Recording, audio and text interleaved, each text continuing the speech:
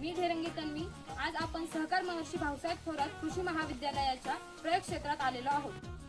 तर आज आपण सेंद्रिय शेतीतील अत्यंत प्रभावी, सोपे, घरगुती आणि नैसर्गिक पद्धतीने कीटकनाशक म्हणजेच निमास्त्र बनवणार आहोत. तर निमास्त्र म्हणजे काय? निम आणि अस्त्र. निम म्हणजे कडुलिंबाची पाने, अस्त्र म्हणजे शस्त्र किंवा कीडनाशक उपाय. निमास्त्र म्हणजे लिंबापासून तयार केलेले एक नैसर्गिक कीडनाशक. चला तर आता आपण बघूयात निमास्त्र बनवण्यासाठी लागणारे साहित्य. गाईचे शेण, पाणी, गाईचे गोमूत्र, कडुलिंबाची पाने. चला तर आपण बघूया निमास्त्र बनवायची पद्धत. तर पहिले आपण घेणार आहोत ग्राइंड केलेला लिंबाचा पाला. त्यानंतर आपण घेणार आहोत गाईचे शेण.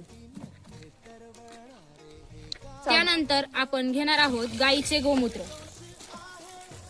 त्यानंतर आपण त्यात ऍड करणार आहोत पाणी.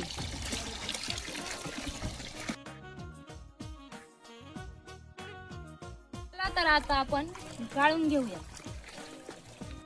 तर मित्रांनो, आपलं निमास्त्र आता तयार झालेलं आहे. आता आपण हे 24 तासासाठी झाकून ठेवूयात. निमास्त्र हे विविध पिकांवरील किडी, मावा, फुलकिडे, पांढरी माशी यांच्या नियंत्रणासाठी उपयुक्त आहे.